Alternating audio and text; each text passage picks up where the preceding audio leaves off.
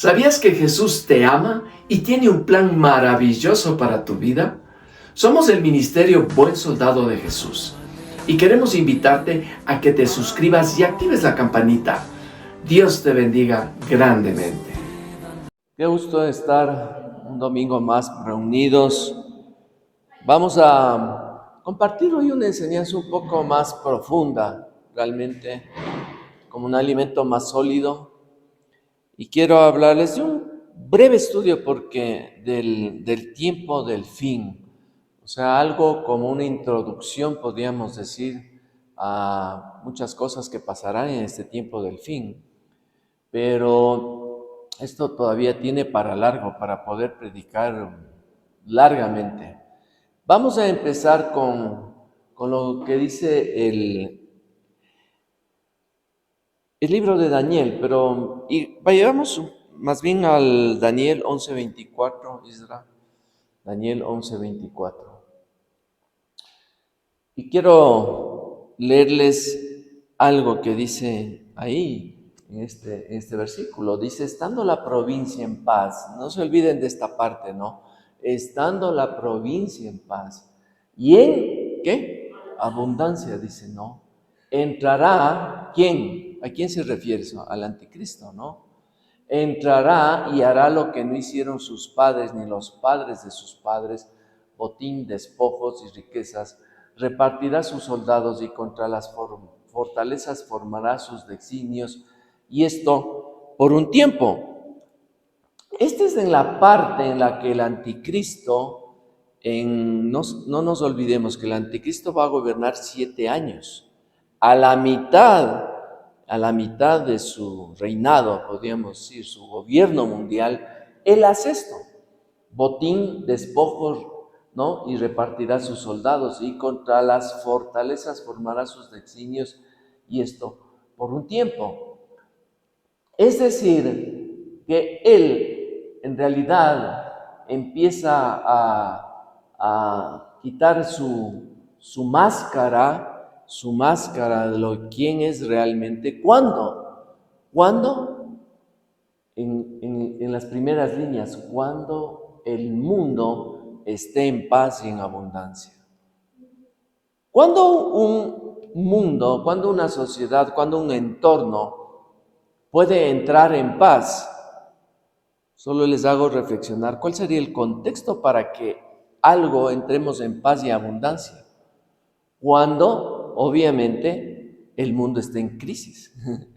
Cuando previamente el mundo esté en ¿qué? ¿Qué es lo contrario a la paz? La guerra. Cuando el mundo entre en guerra. Cuando, ¿qué es lo contrario a abundancia? Escasez, necesidad. No hay dinero.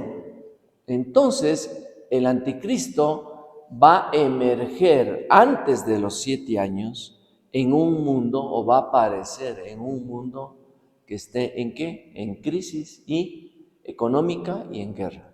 No nos olvidemos que esto va a ser una señal que el anticristo aparezca. Cuando ya haya paz y hay abundancia, es cuando Él ya toma control. Él es el que crea las condiciones para que el mundo entre en eso, en paz y en abundancia. Entonces, ¿qué debemos estar atentos? A nuestro entorno, a lo que va a pasar cuando veamos que el mundo entra en una gran guerra y entra en una crisis económica nunca antes vista. Ahí, ¿qué vamos a decir? Está el anticristo por aparecer, porque Él va a solucionar eso. Veamos lo que dice Primera de Tesalonicenses 5, del 1 al 3. Primera de Tesalonicenses 5, del 1 al 3. Pero acerca de los tiempos y de las ocasiones, no tenéis necesidad, hermanos, de que os escriba. Es como que el siguiente, Pablo aquí, porque vosotros sabéis perfectamente que el día del Señor, sí, el día del Señor vendrá así como ladrón en la noche, que cuando digan escuchen bien, paz y seguridad, entonces vendrá sobre ellos destrucción repentina como los dolores de la mujer encinta y no escaparán. Volvemos a esto, ¿no? Cuando digan que paz y seguridad, cuando todo esté como aparentemente bien y arreglado. ¿Por quién? Por el anticristo. Ahí vendrá, ¿qué es? Lo que podemos retroceder antes, ¿verdad? El 2. Porque dice Pablo, no necesitan que yo os diga, porque parece que Pablo ya les explicó muchas veces este tema. Ya les había explicado, porque sabéis, dice, perfectamente, no a medias, sabéis perfectamente que el día del Señor, ya vamos a hablar sobre este término, el día del Señor. ¿En qué se refiere el día del Señor? ¿Saben a qué se refiere? Al arrebatamiento. En otros, después vamos a ampliar un poquito más, pero cuando en el Nuevo Testamento escuchamos hablar del día del Señor, en otras traducciones se habla del día de Cristo, que significa no el día de que vendrá en la segunda venida, sino el día en que el Señor vendrá para arrebatar a su iglesia. Entonces aquí uno dirá, es la segunda venida. No, es el arrebatamiento. Pero dice que vendrá como ladrón en la noche, ¿no? ¿No es cierto? Porque el día y la hora nadie sabe cuando el Señor, la iglesia se hará arrebatada, porque es como el ladrón en la noche, ¿no? No anticipa, no dice que va a venir a hurtar. Pero ya vamos a ir desglosando un poquito más todo esto. Entonces, para ir concluyendo esta primera parte, cuando el mundo entra en una eclosión, en una crisis global, es una gran señal de que el anticristo está por aparecer. El anticristo estará por ya tomar, no aparecer, sigamos, porque el anticristo ya le veremos ciertos rasgos de él, pero ya tomará control prácticamente ya de la humanidad. ¿Qué está pasando? Hagamos un poco de reflexión de lo que está pasando ahorita en el mundo actualmente. Curiosamente, estamos viendo una confrontación entre una gran superpotencia como es los Estados Unidos con otro grupo que, unido a varios países, es también una gran potencia, que es la Unión Europea, ¿no es cierto? Están peleando ¿por qué? Por el tema de Ucrania. ¿Qué quiere Estados Unidos en el gobierno actual? Que termina la guerra en Ucrania y está como, en cierto sentido, inclinando su balanza ¿hacia dónde? Hacia Rusia. ¿Pero qué quieren los europeos? Inclinar su balanza hacia Ucrania. Vimos nomás en estos días una confrontación en vivo y en directo entre el presidente Trump y el presidente de Ucrania, Zelensky. Algo inaudito, algo nunca antes visto, porque esos temas usualmente se los trata en reserva. ¿Pero qué le dijo Estados Unidos? ¿Quieres la paz o quieres la guerra? Y si quieres la paz, yo te voy a apoyar. Yo ya les he ayudado un montón. ¿Qué dice Zelensky? No, yo quiero que me apoyen porque Rusia, de una manera tiránica, digamos, nos ha atacado y eso. Entonces son dos posiciones, unos a favor de esa posición y otros a favor de la otra posición. Pero es algo inaudito que el mundo actual está en que dos antes grandes aliados, la Unión Europea, o sea, la Europa prácticamente occidental, en confrontación con los Estados Unidos. ¿Qué puede pasar? ¿Qué puede suceder? Solo hay que ir, cada vez vamos a ir entendiendo un poco más estos temas de los tiempos del fin, en la medida en que se vayan desarrollando los acontecimientos en el mundo. Vamos a ir captándolos mejor porque nos van a dar más insumos, más ideas. Decir, mira, ahora, antiguamente, hace tal vez unos 40 años, no había tanta claridad. Peor aún hace unos 100 años. Hace unos 20 años había un poco más de entendimiento, hace unos 10 años más, pero ahora en este año, en el 2025, podemos tener más elementos de juicio para saber, ir hilando ideas. Por eso este trabajo de interpretar la palabra va de la mano de acuerdo a la coyuntura, a los entornos del mundo que estamos viendo día a día. Y quién sabe, los grandes expertos, los grandes estudiosos de las profecías bíblicas están recalibrando sus enseñanzas, diciendo, ahora veo más elementos y me están dando más insumos para ir entendiendo mejor. Entonces yo digo, ¿qué pensarán ahorita los europeos con esto que ha sucedido? Estados Unidos ya debemos ponerle freno con esta nueva administración, porque nos está, como decir, dando un chirlazo en la cara, nos están prácticamente, el presidente actual nos está humillando, nos está haciendo viendo de menos. Y es verdad, Estados Unidos en la administración Trump está ejerciendo el poder que realmente antes otras administraciones no lo habían ejercido. Y él está diciendo, yo soy el país más poderoso del mundo y tengo una ventaja y voy a ejercer ese poderío. ¿Sí? Sí vimos que en algunas situaciones después de su toma de posesión, ciertos dos países de nuestra región que de alguna manera se opusieron a algún dictamen del presidente Trump, el caso de Colombia o el caso de México, automáticamente les dijo, mira, te voy a subir los aranceles.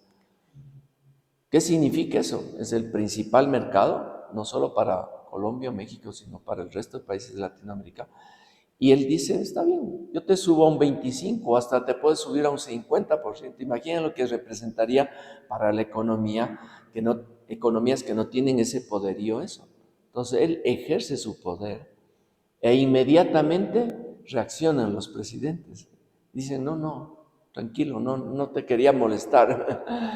Es realmente una situación de ejercer el poderío, ¿sí?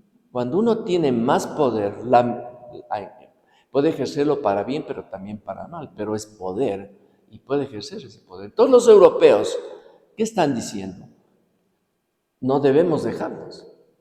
Al fin de cuentas, nosotros también somos una gran potencia, pero siempre y cuando estemos unidos. ¿Y qué ha pasado en Europa?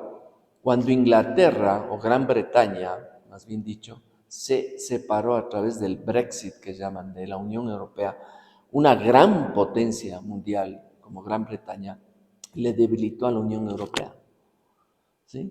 Y ahora está Europa tambaleando, no está en su mejor momento. Antiguamente la Unión Europea, unidos, tenía una economía más fuerte que Estados Unidos, pero ahora no, para nada. Más bien Estados Unidos se ha vuelto a tomar el auge como la superpotencia mundial que siempre ha sido. Pero Europa está fallando. Alemania está tambaleando. No está en su mejor momento la economía alemana. La gran potencia europea, el gran motor de la economía europea. Y cuando Alemania tropieza o tambalea, el resto de Europa empieza también a tambalear. Francia no está en su mejor momento. Italia ha mejorado un poco más con el liderazgo de la señora Meloni. España está muy mal y están Europa redefiniendo sus fichas en el escenario geopolítico mundial. ¿Y qué es lo que creen que van a discutir? Tenemos que ser más fuertes hoy que Estados Unidos. Necesitamos un liderazgo más potente en Europa, porque el anticristo no nace de Estados Unidos, no nace de Rusia, no nace de China, nace de Europa, ¿no? Nace de Europa. Unos dicen que porque la Biblia habla que será el sirio que nacerá en Medio Oriente, yo dudo mucho, no creo que el anticristo va a ser de una parte del norte de África o de Medio Oriente, pero sí va a tener Eso sí, sangre y ancestros de esa región, tanto judía como musulmán. Pero eso es otra cosa. Pero él va a ser europeo, con este tipo de linaje, con este hombre más universal, digamos, que él va a identificarse para los judíos como para los musulmanes. Pero bueno, vamos a otra parte que es importante. Este es un primer punto, que tendríamos que el anticristo vendrá en un mundo en caos y crisis, ¿sí? ¿No? Vamos al otro punto y vamos a retroceder al libro de Daniel, al capítulo 12, versículo del 4 Daniel 9, del 24 al 27. Vamos a Daniel 9, del 24 al 27. Esto es importante conocerlo, ya alguna vez lo habíamos estudiado. Las famosas 70 semanas de Daniel. Vamos a leerlo detenidamente, pues es para ir atando cabos. 70 semanas están determinadas sobre tu pueblo y sobre tu santa ciudad, le dice el arcángel Gabriel a Daniel en esta visión. ¿Para terminar con qué? Con la prevaricación y poner fin al pecado y expiar la iniquidad para traer la justicia perdurable y sellar la visión y la profecía y ungir al santo de los santos. Miren, esto vamos a revisarle un poquito. Le dice, hay 70 semanas. 70 semanas son, ¿cuántos años? Más o menos, son 490 años. Según la interpretación bíblica, según qué significa un año en la Biblia, un día significa un año.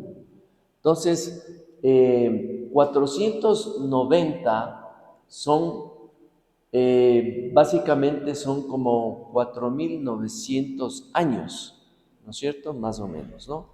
Entonces, 70 semanas, que es 490 días, están determinados sobre tu pueblo y sobre tu santa ciudad para terminar la prevaricación. Es decir, después que se cumplan estas 70 semanas, ¿no? En la historia, ¿sí?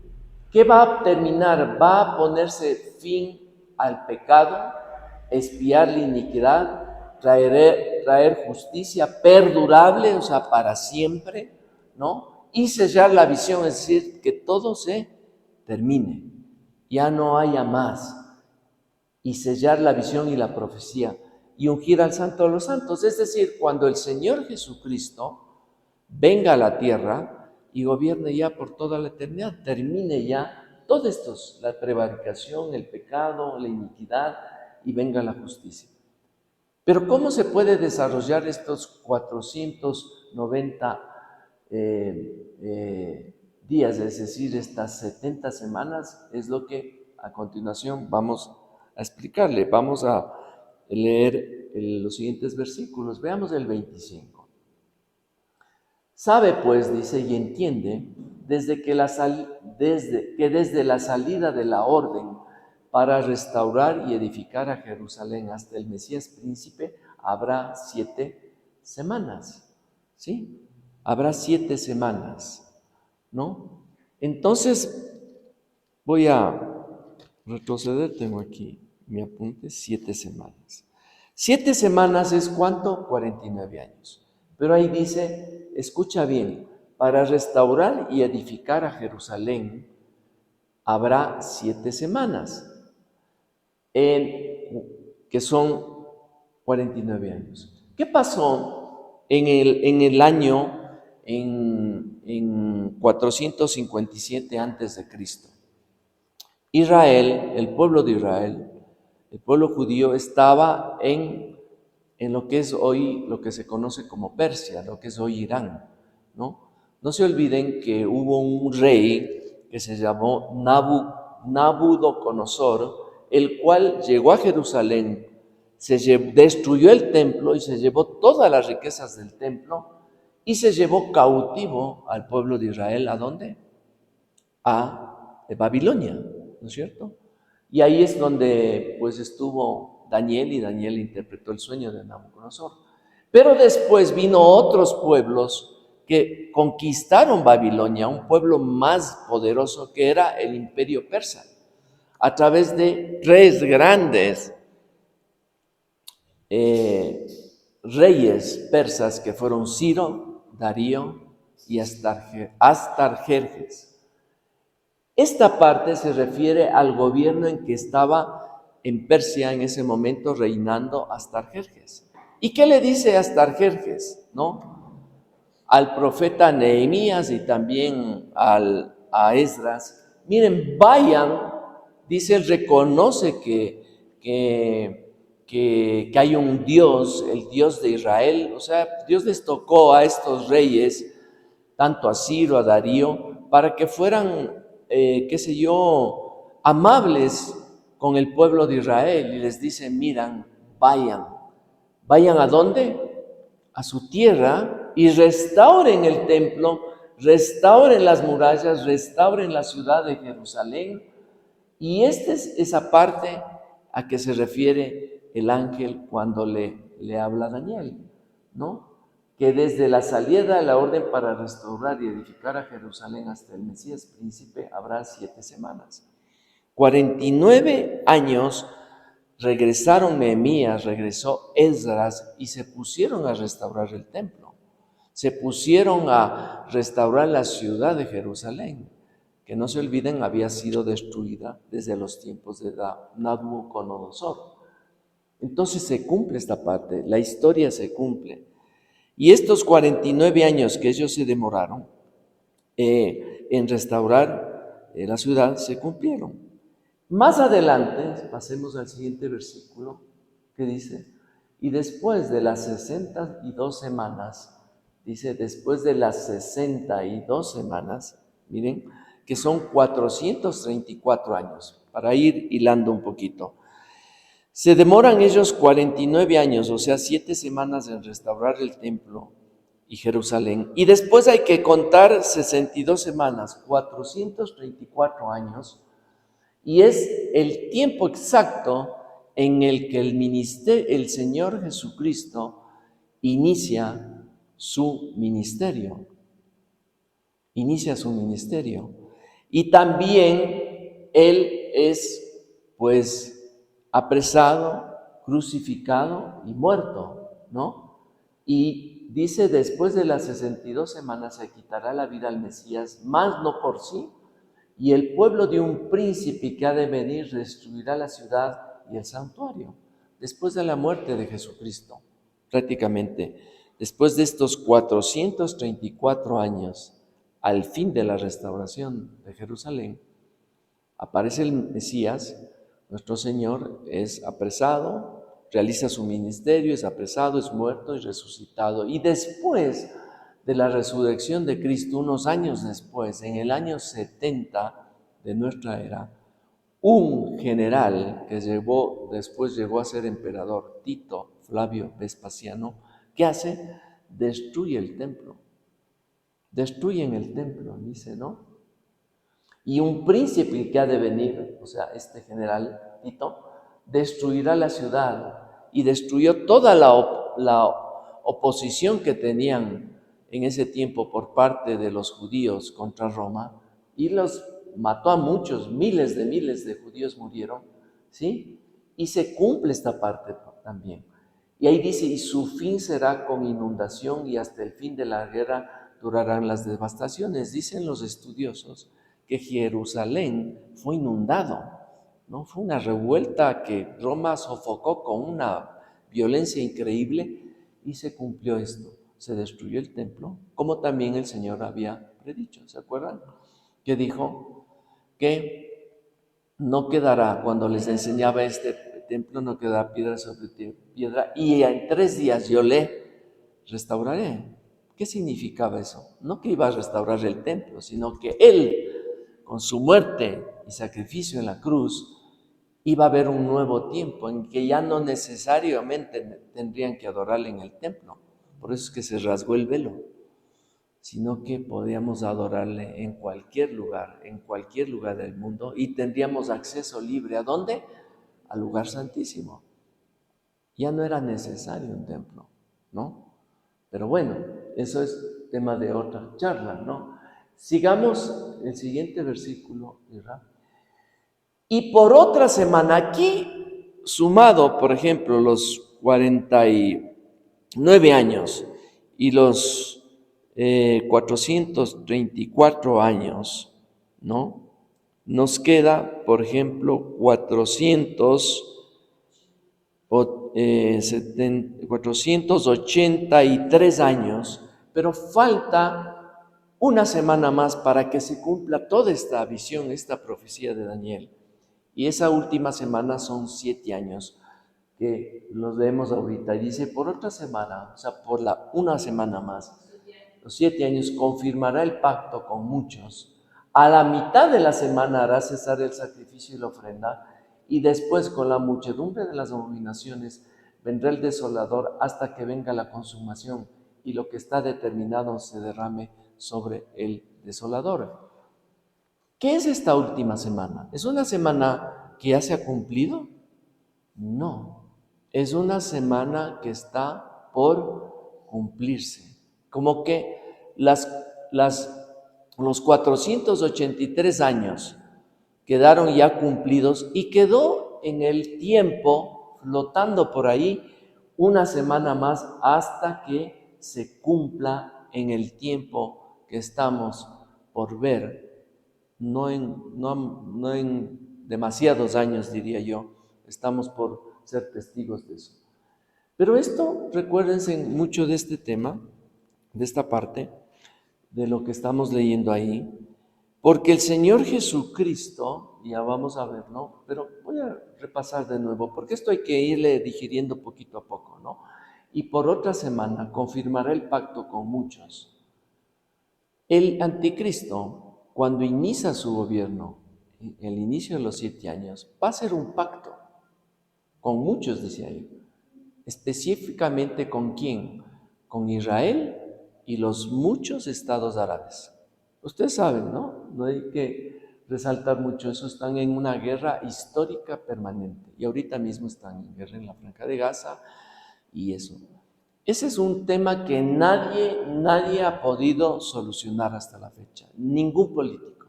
Dudo mucho que Trump igual pueda solucionarlo. Porque el único que está escrito que va a poder poner la paz en esa zona, ¿saben quién es? El anticristo. Entonces él confirmará el pacto con muchos.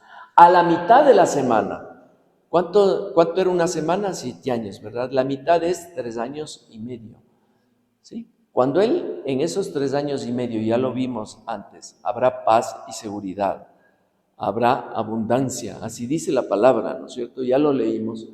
Él rompe ese pacto, rompe ese tratado de paz, ¿sí? ¿Y qué hace? Hará cesar el sacrificio y la ofrenda. ¿Qué significa eso? No se olviden que los judíos, el pueblo de Israel, actualmente, su sueño, ¿cuál es? Reconstruir el templo. Tienen que reconstruir el templo. Lo van a hacer. Hay muchas teorías de cómo lo van a hacer. Lo sabremos en la medida que pasan los días, los meses y tal vez un poco de años, porque hay impedimentos para la reconstrucción del templo. ¿Cuál es? Que ustedes ven, tenemos en Jerusalén un rezago de lo que fue el templo antiguo, que es el famoso Muro de los Lamentos. Pero donde el templo era un muro nada más, lo que vemos ahorita como lo que quedó del templo de Jerusalén destruido en el año 70 por el emperador, en ese tiempo general Tito. Pero encima del muro, si usted has visto las fotografías, hay una gran explanada donde hay 2 mezquitas, la famosa cúpula de la roca, esa cúpula dorada, ¿no? Y otra, la Al-Aqsa, es la otra, más pequeña, otra mezquita ahí. Lugar tremendamente sagrado. ¿Para quiénes? Para los musulmanes. El tercer lugar más sagrado. Desde la mezquita de la Roca, dicen que Mahoma ascendió al cielo, según los musulmanes. ¿Y qué hay dentro de esa mezquita? Hay una gran roca, por eso es la mezquita de la Roca, donde dicen que Abraham supuestamente iba a sacrificar a su hijo Isaac, ¿no es cierto? Entonces, ¿cómo resuelven eso? Ese es el impedimento, si no el templo ya lo hubieran construido hace mucho tiempo atrás. ¿Cómo lo resuelven? ¿Será que hay una guerra y esa cúpula es destruida, esas mezquitas? ¿Será que la pueden trasladar con alguna maquinaria y llevarle a otro lugar a través de qué? ¿De un pacto, de un acuerdo? Es otra opción. La otra es que puede haber un atentado hecho por extremistas judíos y destruyan y se tomen a la fuerza esa mezquita. Es otra versión. La Biblia no explica cómo pasará, pero lo que sí dice es que se va a construir el templo. ¿Por qué sabemos que se va a construir el templo? Lo dice explícitamente. Porque dice, después con la muchedumbre de las abominaciones vendrá el desolador, ¿sí? Vendrá el desolador. Él va a entrar al templo, ahí dice, hará cesar el sacrificio y la ofrenda. Al inicio de los 7 años, el templo tienen casi todo listo, las paredes, todo prehechas, prefabricadas para simplemente moverlas. Y en un lapso de 6, tal vez a 8 meses o a un año, el templo esté listo. La tecnología les va a ayudar sobremanera en eso. Entonces, ¿qué van a hacer el pueblo de Israel? Va a volver a hacer los sacrificios en el templo, que es su sueño.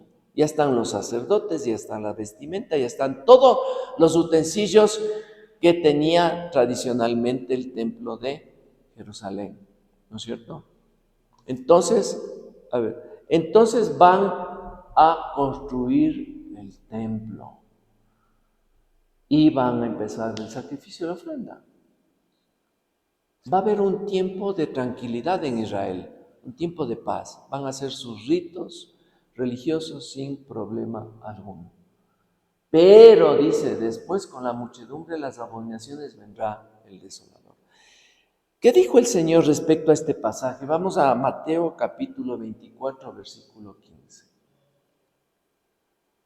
Por tanto, dice el Señor Jesucristo, escúchenme, miren, por tanto el Señor Jesucristo dice, cuando veáis en el lugar santo, ¿cuál es el lugar santo?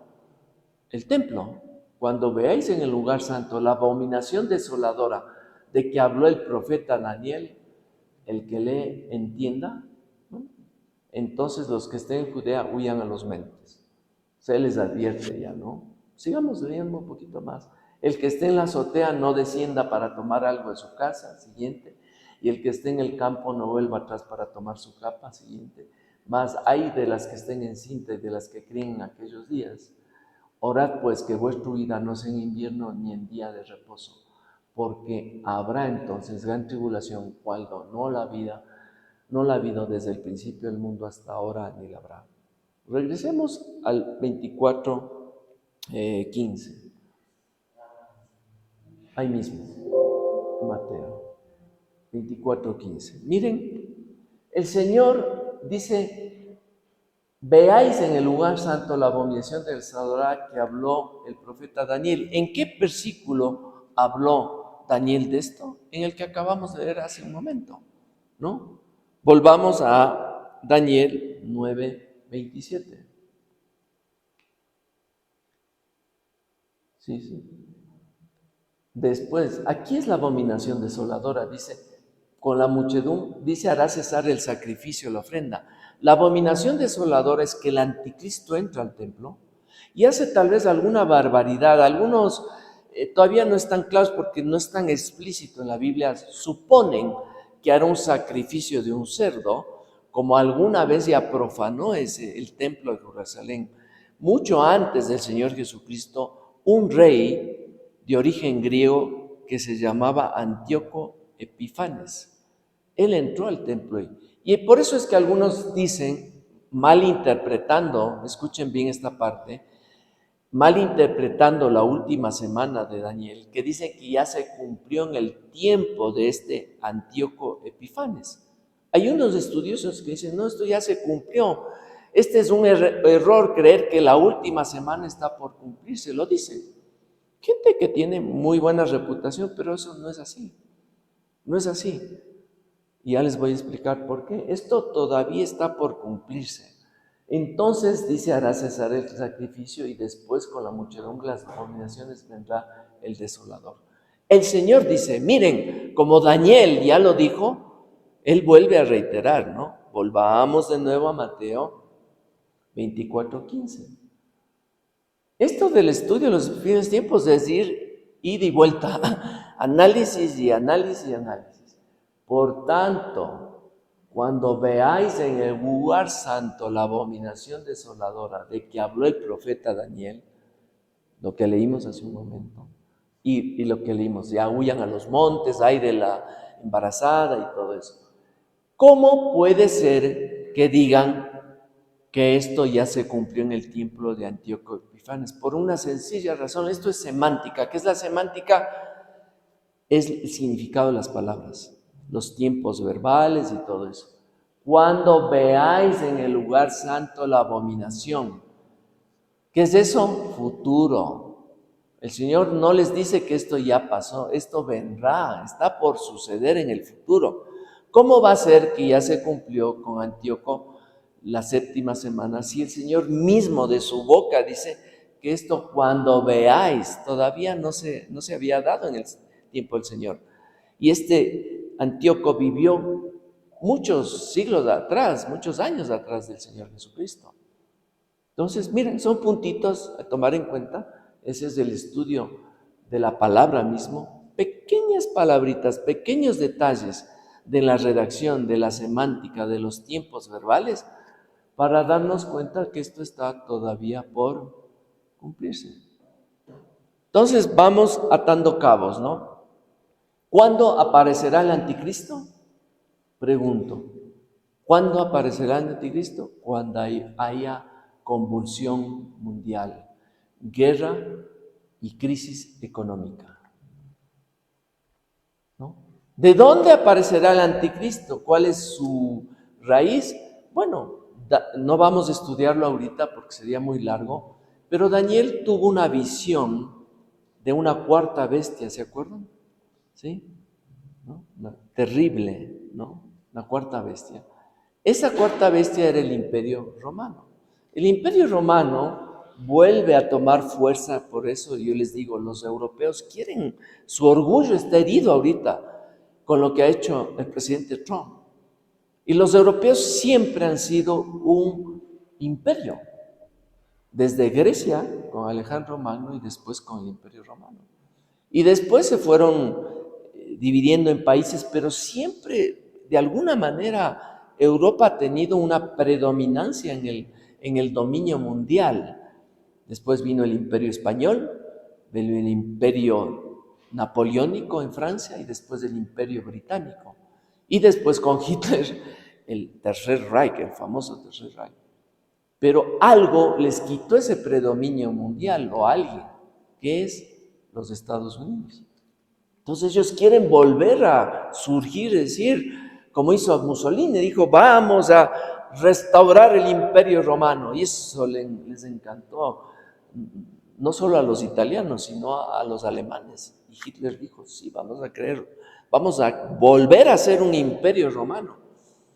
Por eso es que él tomó los símbolos, la simbología del antiguo imperio romano, ¿no? El águila, que él sacaba el águila nazi, era el águila romana.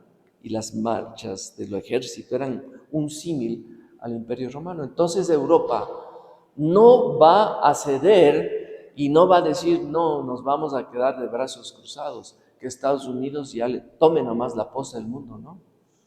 Van a volver. Por eso es que este nuevo canciller alemán, yo creo que va a volver cuando Alemania empieza su orgullo a querer emerger, hay que preocuparse. hay que preocuparse. Entonces, son señales que el Señor nos está mostrando. Vamos al libro de Daniel, sí, al capítulo 12, versículo 4. Daniel 12, versículo 4. Miren, escuchen bien esto, ¿no? Pero tú, Daniel, cierra, dice las palabras, y cierra el libro hasta el tiempo de ¿qué? El fin. La profecía no se va entendiendo en su real dimensión hasta que estamos cerca a los acontecimientos del fin. ¿Sí? Como yo decía, unos estudiosos en la época de Martín Lutero, por ejemplo, o hace en el siglo XVIII, en 1800, por ahí alguien que escribía algún libro sobre el tema del fin, no iba a entenderlo porque no se había cumplido casi nada prácticamente. Pero en el siglo XX, y sobre todo después de la Segunda Guerra Mundial, se dio una señal que ya lo vamos a leer más. Pero aquí ya nos da una señal. Dice a Daniel, mira, cierra el libro.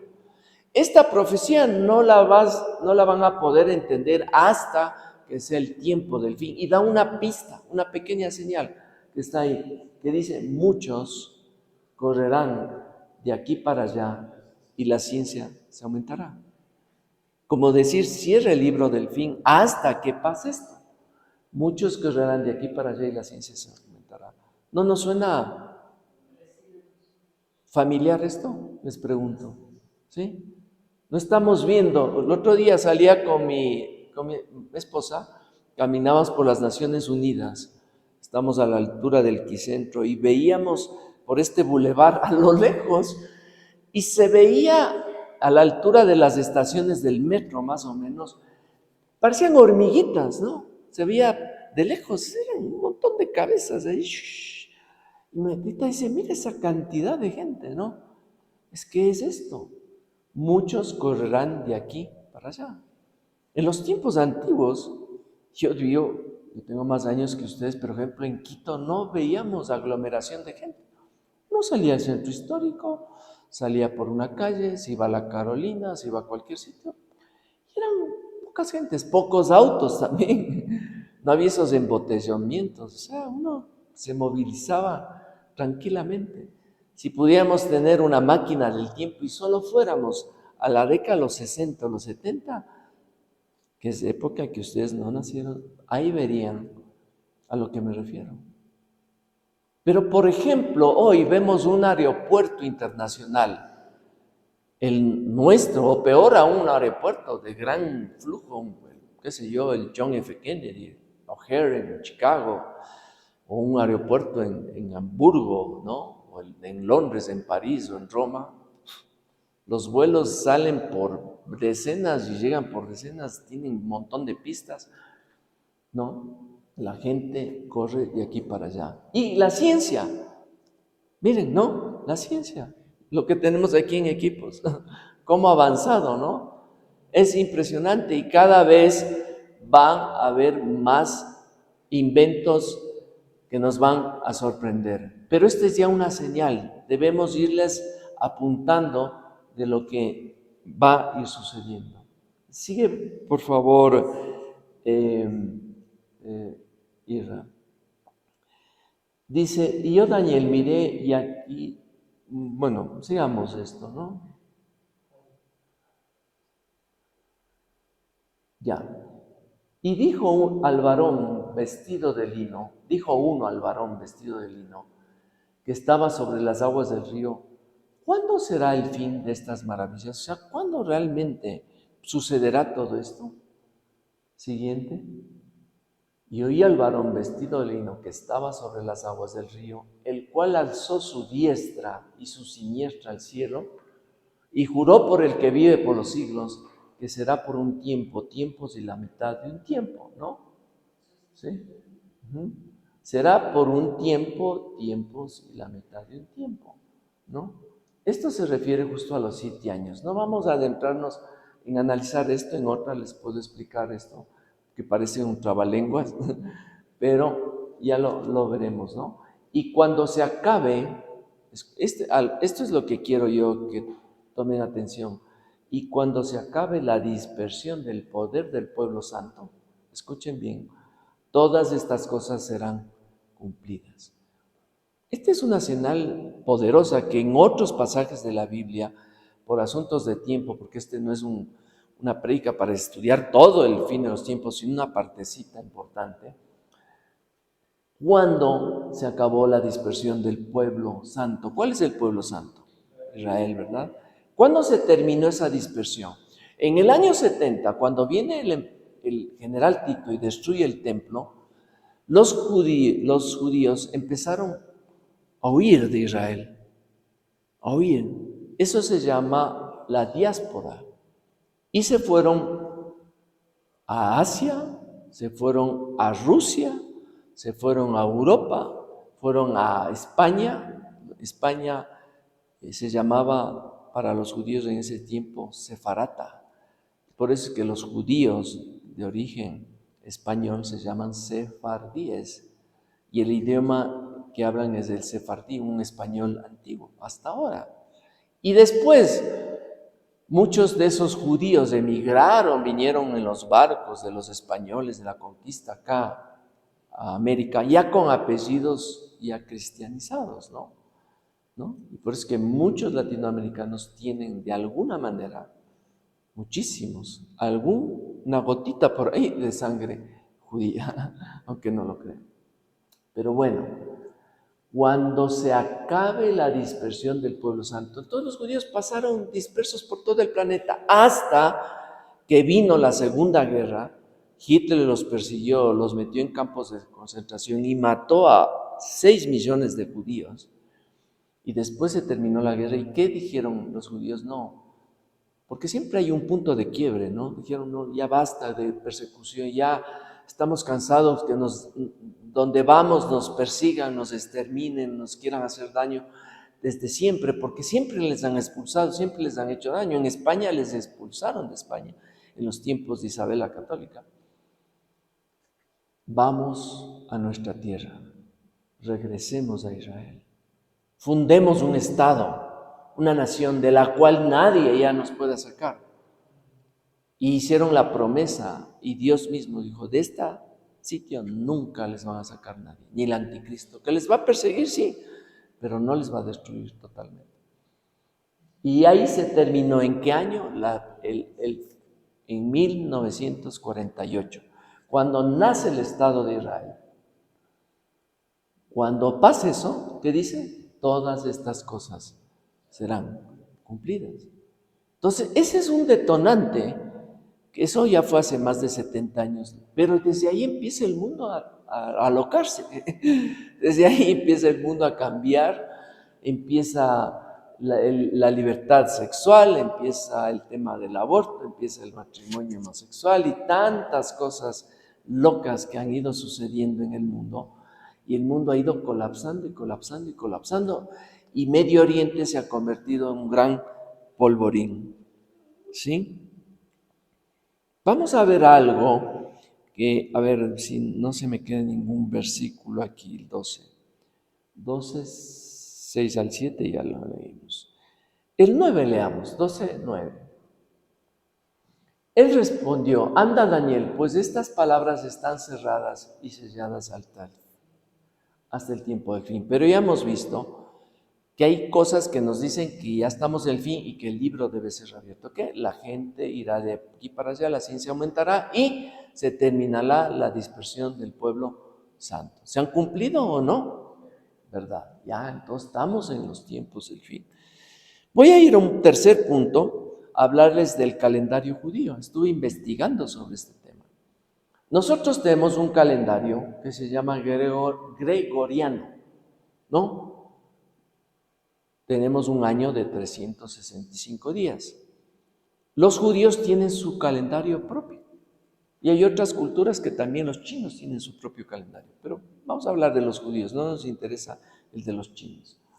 Los judíos tienen un año de 360 días. ¿Y nosotros en qué año estamos? En el 2025. Pero los judíos, según el calendario de ellos, están en el año 5785. 5785. Pero, ahí viene el pero. ¿Qué sucede? Que un judío de hace muchos siglos atrás, él estableció más o menos esta fecha, pero los estudiosos, de hecho un famoso historiador judío de los tiempos en el que el cristianismo inicial estuvo, que se llamaba Flavio Josefo, él tiene según su estudio y otros estudiosos en el tiempo presente, dicen que hay un desfase en el calendario judío ¿de cuánto? De 200 años. Porque este judío, no me acuerdo el nombre, que les digo que estableció que debemos estar en el año 5785, no tomó en cuenta algo que fue 200 años que los judíos estuvieron bajo el gobierno de estos reyes, Ciro, Darío y Astarjerjes. Entonces ahí hay un desfase que este rabino judío no toma en cuenta. Entonces, para la ciencia que establece estos detalles, para este historiador Flavio Josefo, que por cierto él habló sobre Jesucristo, ya como un documento histórico, científico, y habla de Jesús. Por eso es que dicen algunos Jesús no existió, no. Hay historiadores como Plinio, Flavio Josefo, etcétera, que hicieron reseñas sobre Jesucristo sin ser cristianos, sino historiadores científicos de la historia, y hay documentos que comprueban que Jesucristo nació. Pero a lo que iba es que hay dos posiciones, la de este rabino que dijo que están en el año 5785 y las otras que establecen que sí, definitivamente hay un desfase científicamente comprobado de 200 años. Entonces, los ortodoxos judíos no aceptan esto de estos 200 años. ¿Por qué será? No sé, tal vez diría porque dicen no, si decimos eso, los cristianos tal vez se van a tomar de eso, porque ya van a ver a qué me refiero. Pero si vamos a la que realmente es de esos 200 años y le sumamos, ¿en qué año estaríamos ahorita en el calendario judío? Realmente en el año 5985. No se olviden que el Señor va a reinar 1000 años y es el último milenio, porque estos 5985 son prácticamente ¿cuántos? 6 milenios, ¿no es cierto? 6 milenios. Faltaría uno más para cumplir el séptimo, que será cuando el Señor Jesucristo ya gobierne. ¿Cuánto falta, según esta fecha, para que se inicie el último milenio con el Señor gobernando? ¿Cuántos años?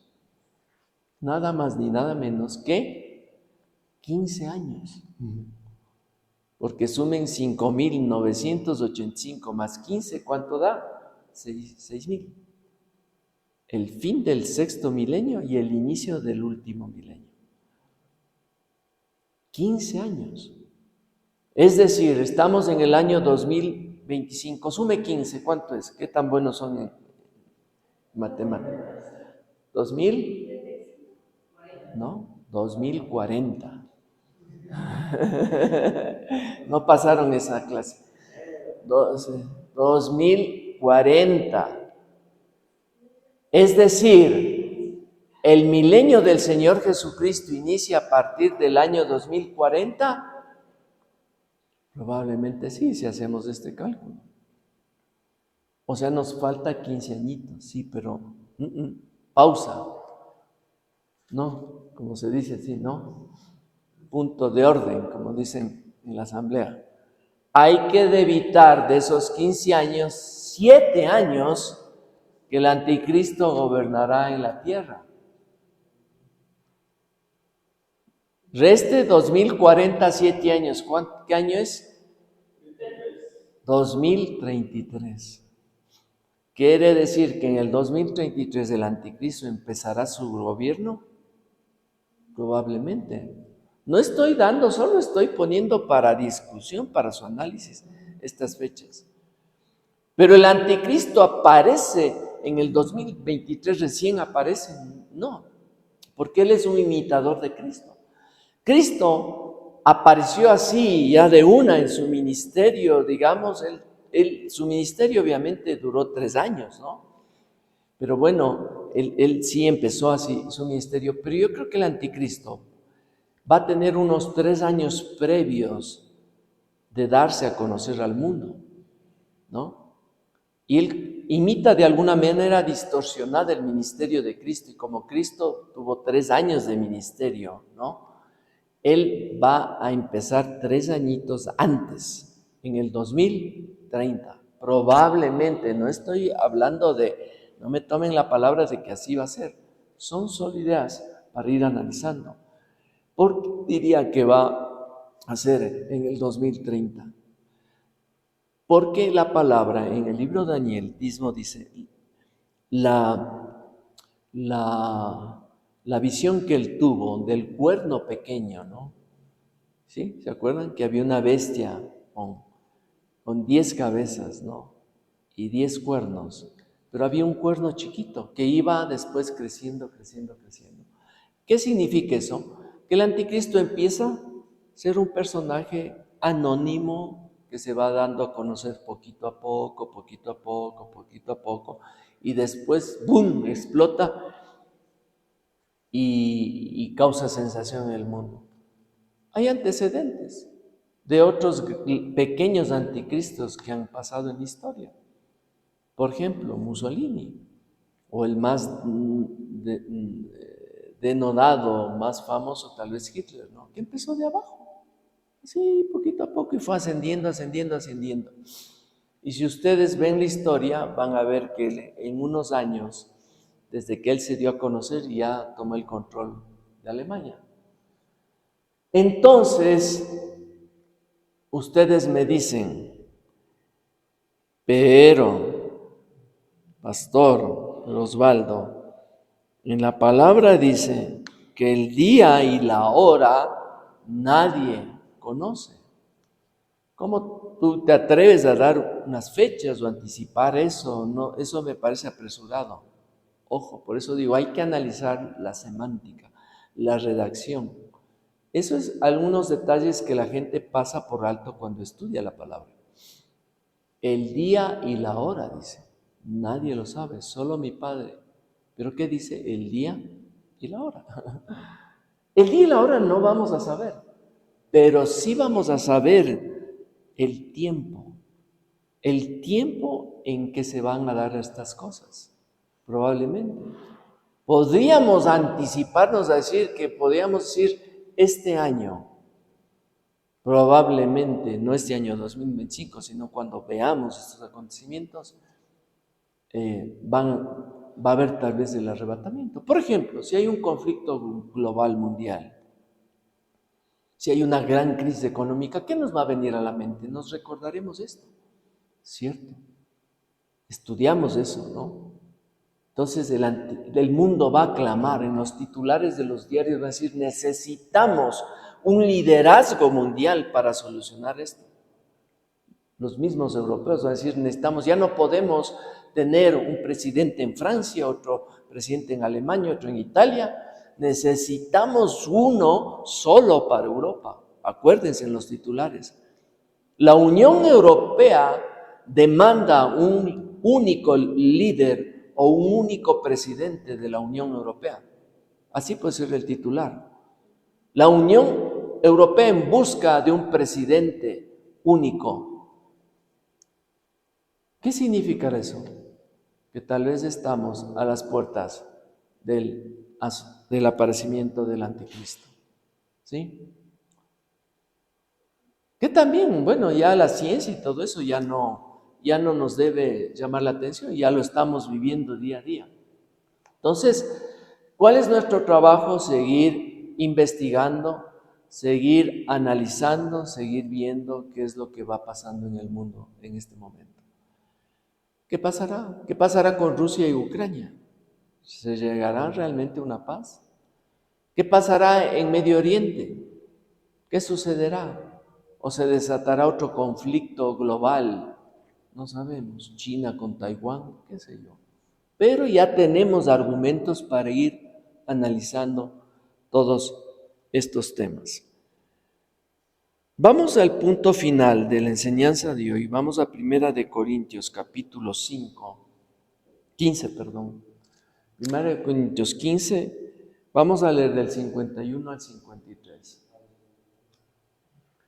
Del 51 al 53. Aquí os digo un misterio, no todos dormiremos, pero todos seremos transformados en un momento, un abrir y cerrar de ojos, a la final trompeta, porque se tocará la trompeta y los muertos serán resucitados incorruptibles y nosotros seremos transformados, porque es necesario que esto corruptible se vista de incorrupción y esto mortal se vista de inmortalidad, ¿no? Y cuando esto corruptible se haya vestido de incorrupción y esto mortal se haya vestido de inmortalidad, entonces se cumplirá la palabra que está escrita: sorbida es la muerte en victoria. Pero regresemos al versículo, al siguiente. Ya, ahí. ¿Esto a qué les viene a la mente? ¿A qué se referirá?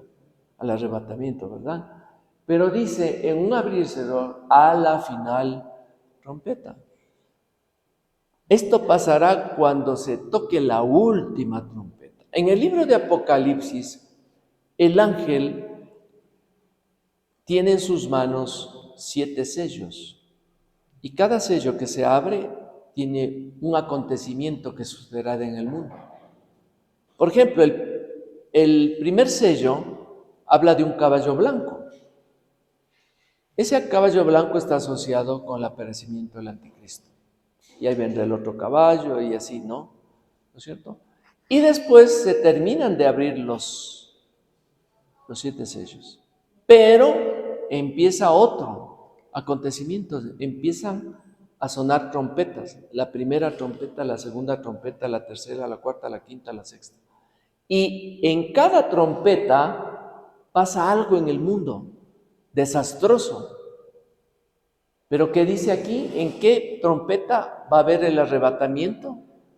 Escúcheme, ¿en qué trompeta va a haber el arrebatamiento? En la última. Esta es otra señal interesante también a tomar en cuenta, ¿no? Vamos a 2 de Tesalonicenses para ir terminando, capítulo 2, del 1 al 12. Pero con respecto a la venida de nuestro Señor Jesucristo, dice Pablo, y nuestra reunión con Él, ¿qué es nuestra reunión con Él? El arrebatamiento, ¿verdad? ¿Sí? Os rogamos, hermanos, siguiente, que no os dejéis mover fácilmente de vuestro modo de pensar. O sea, que nada te haga cambiar de esto, nadie te haga pensar lo contrario. Ni os conturbéis, ni por espíritu, ni por palabra, ni por carta, como si fuera nuestra. Que nadie te haga cambiar esto, porque esto es, si no la palabra, lo que dice la palabra, en el sentido que del día del Señor está cerca. Aquí quisiera retenerme en algo, estuve investigando. Aquí dice el día del Señor. El Antiguo Testamento habla del día del Señor, pero ¿saben a qué se refiere? A la segunda venida de Cristo. Pero aquí, ¿por qué esta parte se referirá al rapto? Primero vamos al 1, miren, hay que tomar en cuenta estos detallecitos, ¿no? Que con respecto a la venida de nuestro Señor Jesucristo, no a la segunda venida, sino al rapto, y nuestra reunión con Él, ¿no es cierto? ¿Sí? ¿Por qué se van? ¿Vas a verlo? y nuestra reunión con Él, os rogamos, hermanos, dice, ¿no? Que no conturbéis. Sigamos el 2. El día del Señor está cerca. Miren, la Reina Valera, ustedes saben la versión Reina Valera, que es la más fiable. ¿Cuál fue la base para hacer la Reina Valera? ¿Qué textos antiguos se basaron? ¿No? Cipriano de Valera y Casiodoro de Reina para hacer esa traducción. En textos antiguos, bizantinos dicen, ¿no? Que sirvieron de base también para otra versión de la Biblia en idioma inglés que se llama King James, que son las dos versiones. La King James es como la versión Reina Valera en inglés, pero son las dos más fiables, las dos más famosas y conocidas. Se basaron en un texto que se llama Textus Receptus. Textus Receptus, ¿no? Otras versiones de la Biblia, la Nueva Versión Internacional, por ejemplo, no se basan en el Textus Receptus, se basan en otros textos, del Códice Vaticano, ¿no? Y en otro códice. Pero en el Textus Receptus, ¿saben qué? No dice el día del Señor, dice el día de Cristo. Es decir, el arrebatamiento. No sé si me hago entender. Porque hay gente que puede decir, no, pero aquí se está recibiendo a la segunda venida de Cristo. No, se refiere al arrebatamiento. ¿Sí? Sigamos, por favor. Nadie os engañe en ninguna manera, porque no vendrá. ¿Qué no vendrá? El arrebatamiento, sin que antes venga, ¿qué? La apostasía. Esto desbarata la teoría o la interpretación que el arrebatamiento va a ser antes de los 7 años del anticristo. ¿No? El arrebatamiento no va a ser antes del anticristo, va a ser en la mitad prácticamente del gobierno del anticristo.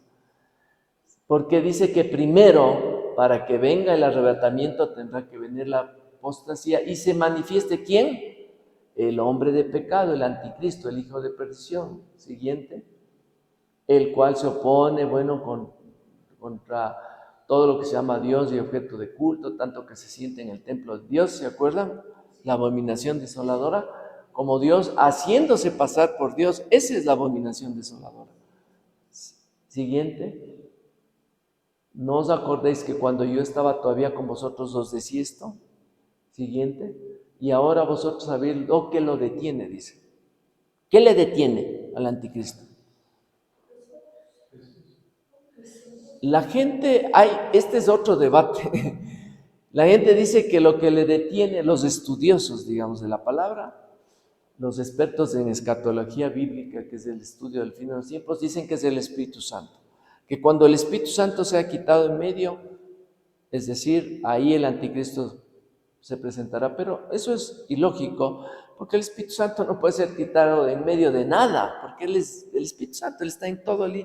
¿Quién les va a convencer de pecado cuando ya no esté la iglesia aquí en la tierra? Entonces, se desbarata esa teoría. Otros dicen que es el arcángel Miguel, el protector de Israel. No estoy de acuerdo con eso, porque tampoco puede ser quitado de en medio. El arcángel siempre va a estar protegiendo al pueblo de Israel. Si no, el anticristo borraría del mapa a Israel y no va a pasar eso. Entonces, no puede ser. Siguiente. Porque ya está en acción el misterio de la iniquidad. Mire, ya está en acción desde los tiempos de Pablo, solo que hay quien al presente lo detiene hasta que él, fíjense en esta parte, él, que es singular, masculino. Otros dicen, es la iglesia. Cuando la iglesia sea arrebatada, ahí no, pero la iglesia es femenino, plural. Pero unos a veces inventan algunas cosas, no, es que en el hebreo o en el, no, pero bueno, esto es escrito en griego, no hay el género, digamos, no hay el plural ni el género masculino, sino el género neutro. No estoy de acuerdo con eso. hasta que Él a su vez se ha quitado de en medio. ¿Quién creen entonces que podría ser? Descartemos. ¿No es el Espíritu Santo?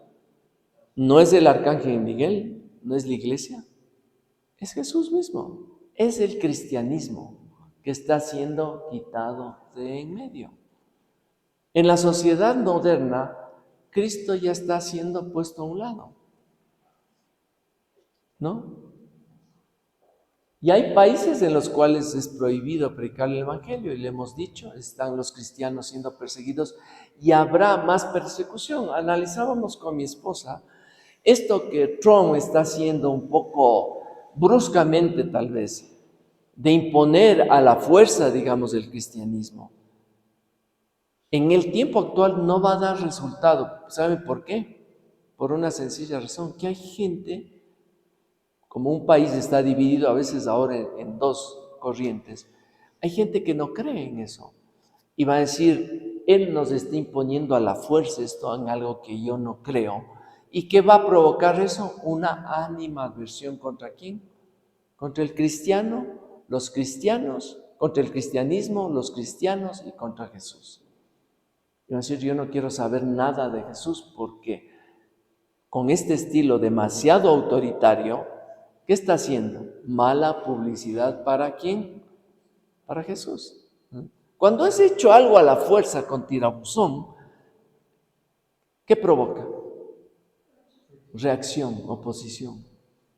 Y cada vez más gente va a decir no, porque le asocian a un gobierno tal vez con mucho autoritarismo como cristiano. Es por eso que hay gente que no quiere el cristianismo porque dicen, miren la Iglesia Católica lo que ha hecho, miren cómo persiguió, cómo mató, cómo hizo la Inquisición y eso, un hecho que le utilizan a Cristo de una manera para sus fines políticos, ideológicos, etc. La gente asocia eso ¿a quién? A Dios y a Cristo. Entonces, Cristo va a ser quitado de en medio. Eso es, mis queridos, la enseñanza de hoy. Una enseñanza que da para mucho más que hablar. Es una enseñanza profunda, tal vez valió la pena hacerla en este grupo más pequeño que tiene más conocimiento, más madurez espiritual. Pero vayan rebobinando lo que les he dicho en esta mañana, en esta tarde. Vayan entendiéndole para que ustedes puedan ir comprendiendo un poco más. ¿Por qué? Como decía un pastor, atiéndame por favor, por lo que decía un pastor, que la gente no se interesa por estos temas. ¿Saben por qué? Porque nunca les han predicado. ¿Y por qué no les han predicado? Primero, porque el pastor tampoco le interesa. ¿Por qué no le interesa al pastor? Por falta de conocimiento. No conocen mucho de este tema. Y hay pastores que dicen, yo quisiera predicar, pero no conozco este tema. ¿Por qué? No lo conoce porque es difícil de entender. El otro, ¿por qué? Y lo dice, pastores, porque me da miedo estudiar el libro de Apocalipsis, el libro de Daniel. Le tememos a este tema. Entonces no comparten con la iglesia por esta falta de conocimiento, temor, y por causarles también temor en la gente. Imagínense que les digan, vean, la venida del Señor está prácticamente a las puertas. No prediques eso, ya no han de querer ni venir a la iglesia, ya no han de querer diezmar, ¿no es cierto? Pero hay que conocerlo. Nosotros amamos este tema. ¿Ustedes aman este tema? Es muy interesante, porque no solo por un conocimiento intelectual, sino porque debemos conocer esta información. Oremos al Señor. Amado Padre, espero que este video haya sido de gran bendición para tu vida. Te invito a que nos sigas en nuestras redes sociales y que nos escribas al siguiente correo electrónico. Y si vives en Quito, Ecuador, visítanos en esta dirección. Tenemos todos los domingos a las 11 de la mañana nuestro culto. Que Dios te bendiga grandemente.